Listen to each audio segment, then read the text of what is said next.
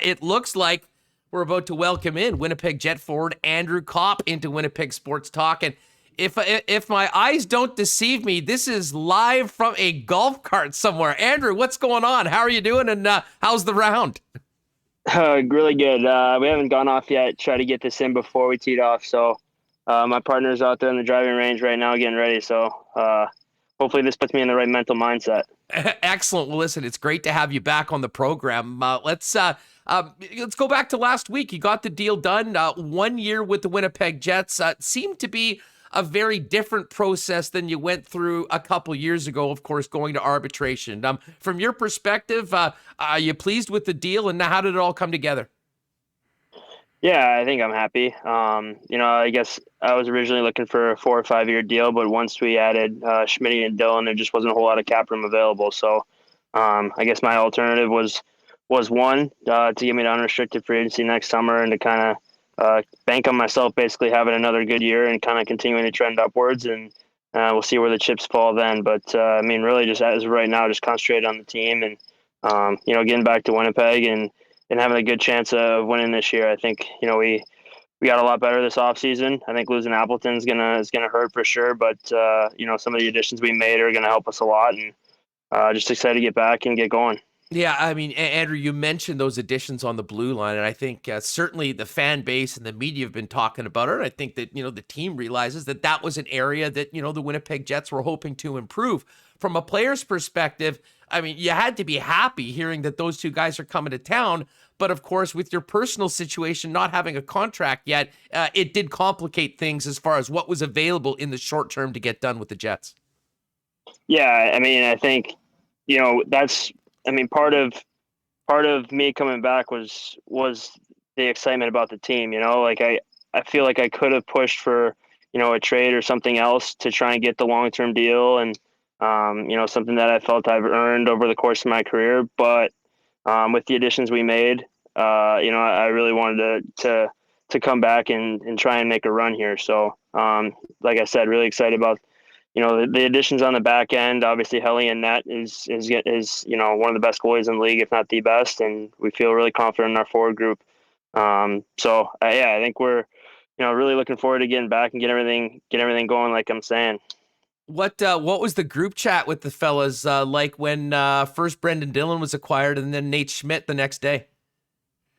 Well, I think the old guys were still in the team group chat, so I don't think it was getting too out of hand. But obviously, I know Schmitty a little bit from our work in the NHLPA together, and then Dylan texted me right when my deal kind of came through. So I've had a little bit of conversation with both those guys. Know Schmitty pretty well. Have heard nothing but good things about Brendan Dillon. So I think we're excited to get them in the room and kind of see what our team ultimately shapes out to be.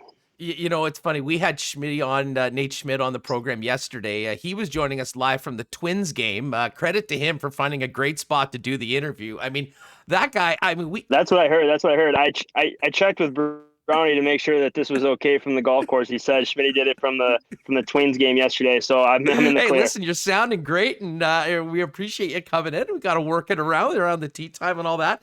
But I have to say, I had never interviewed Nate Schmidt before. We saw him and his the first visit with the media, I guess, here in Winnipeg after he was dealt. That guy is just an electric factory. I mean, he has the most energy. I mean, obviously he's going to bring a lot to the club on the team, but from a teammate's perspective, are you excited to have a guy like that with that personality and the amount of fun he brings to the room? Yeah, definitely. Especially, in the dog days, January, February, to have that guy that kind of that loosens you up, loosens up the room, brightens up your day a little bit. It is important to have those kind of guys. So, Schmitty's got a lot of energy, like you said, and he's kind of he's not really a loose cannon by any means. He's very focused and very dialed in, but he's definitely one that keeps the locker room light. And with some of the competitors that we have on our team that get ultra serious, I'll put myself in there. It's definitely nice to have that balance of personalities in the room, and I think that kind of what makes our room pretty dynamic and pretty special. Andrew Copp of the Winnipeg Jets is with us. Andrew, back to your situation. You did mention that, at the outset, you were looking at, hoping to do, a longer term deal of 4 or 5 years. Is it safe to say that you're still open with that? I mean, you'll have the opportunity to talk to the Jets on January 1st. I mean, is that something that if things go well this season, you're still open to? Or the fact that you're already on this 1-year deal, you know that you have unrestricted free agency at the end? I mean, is that going to be something you think about come next July?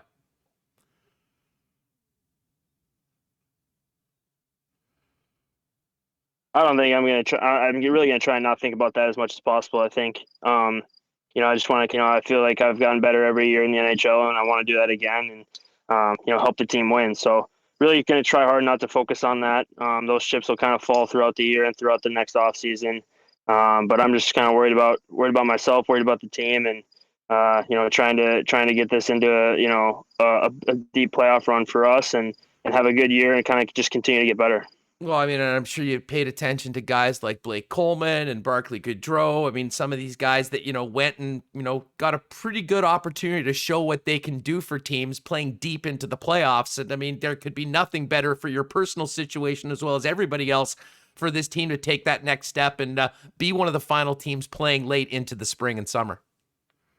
Yeah, definitely. I mean, you look at like Zach Hyman too. Obviously, it's one of those guys that kind of was rewarded in free agency. So yeah, I mean, like I said, try not to think about it too much. But you did see what happened this summer, and guys like me were kind of rewarded. So hopefully, have another good year, and then just kind of see where the chips fall. Like I said, just trying to concentrate on myself getting better at hockey on a day-to-day basis, and trying to contribute to a lot of team success. Last season was a really weird one for everybody playing, in front of empty buildings, and of course the sweep of the Oilers, and then the loss to the Montreal Canadiens. How's the offseason been for you? And did it take? Was it different? I mean, obviously the timing of it was a little different, but did it feel different after finishing this season than a normal season earlier in your career? Not too much, honestly. I mean, for me, it was nice to get back to the U.S. just to see friends and family, and quite frankly, the U.S. was a lot more open than Canada was, so I was able to do a little bit more and be a little bit more social. And I think that's just kind of been the calling card of the summer, is just to try and spend a lot of time with family, see all your friends that you maybe haven't seen in a while. I've had a few weddings, so I got to kind of catch up with people there, and be a part of some of my closest friends' special days. So it feels like everything's just kind of jam packed. But training and hockey is still the forefront of the priorities. And I just got back from Toronto, actually skating with Shife and Wheels with Adam Oates. So I feel like it's been a little bit different in terms of trying to fit things in, but no different in terms of hockey being the priority, and trying to just work on my game on a day-to-day basis. Hey, if you could, I'd love to know. Tell us about hooking up with your teammates Shifley and Wheeler there in Toronto, and the sort of things that you guys are getting into in the off season to prepare yourself for an exciting season coming up.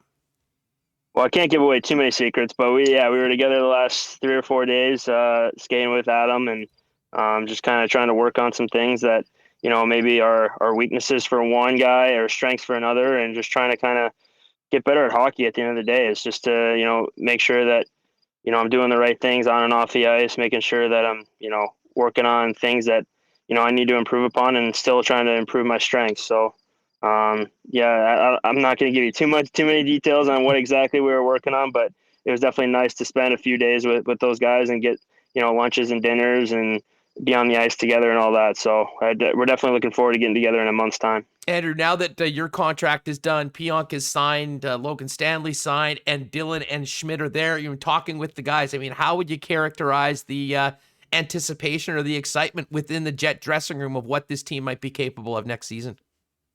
Yeah, I mean, there's definitely a lot of that, but I don't think we're trying to, put too much pressure on ourselves at the same time. We're excited to get back together. We're excited to see what our team looks like.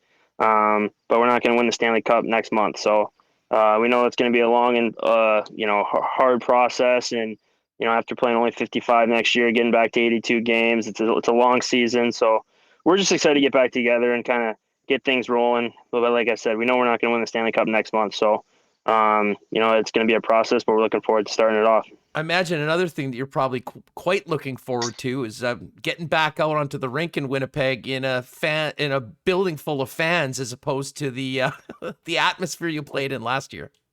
Yeah, definitely. I think you definitely get some chills around like the first, maybe even just the first preseason game, honestly, where I'm sure the fans will be there early and be loud. And yeah, we're just really looking forward to getting back to a sense of normalcy and the atmosphere in the rink that is just so hard to replace. So we're really looking forward to having the fans back in the building, and makes hockey just that much better. Hey, when you're back at home in the summer, I mean, do you do any skating and training back at the University of Michigan in Ann Arbor? And maybe just a comment about that hockey program, which has always been a powerhouse. But I mean, when it comes to the draft, I mean, #1 overall, number of top 5 guys. I mean, it seems like it's really turned into the factory when it comes to NCAA hockey right now.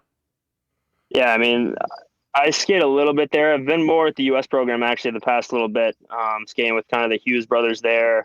Some of the other guys like Kyle Connor, Hellebuck, but that Beniers kid. So yeah, there's a lot of good players in the area, but yeah, obviously the draft success that Michigan just had is unprecedented. So we're really looking forward to seeing how they do this year and kind of seeing the progress of all those guys towards the next step. I have to ask you about fantasy football. Is the league set right now? Who's the commissioner, and what's going on with the team's league for the upcoming season? Yeah, I'm the commissioner. I got to get on that. Actually, I've been bugged by a couple of guys the last little bit about when's the draft.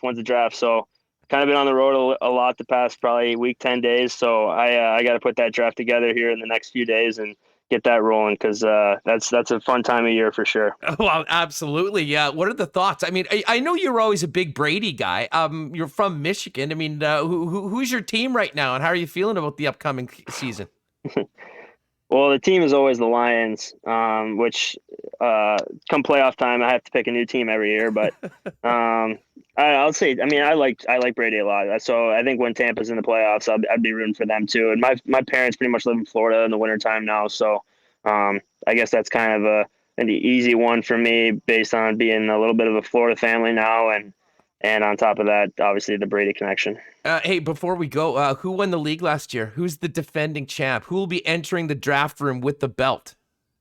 Honestly, I'm not exactly. I don't remember who won last year. Let me look that up for you real quick. These are the important things we need to get to here on Winnipeg Sports Talk with Andrew Copp. Oh, that may have actually ended the interview when he went to check things out on the bit. Well, we'll see if he comes back and does it. Really fun chat, though, with Andrew as he gets ready to tee off, taking a little bit of time for us here in Winnipeg. Oh, he's back. Yeah, I figured that might happen if you were checking it out. What does the historical records of the Jets Fantasy League have for us, Andrew?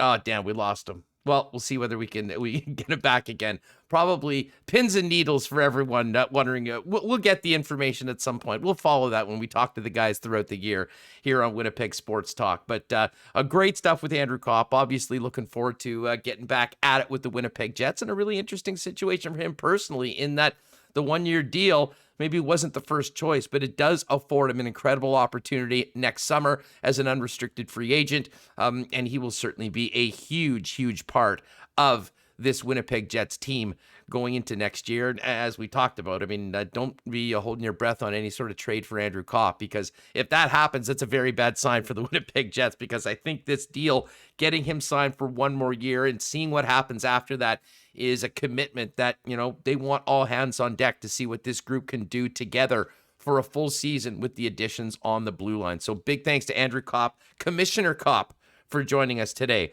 on Winnipeg Sports Talk Daily. Remo, man, we've had some guys join us from some interesting locales. Copp sounded great, though, doing it from the golf cart. And then, of course, yesterday was Nate Schmidt live from Target Field watching the Twins.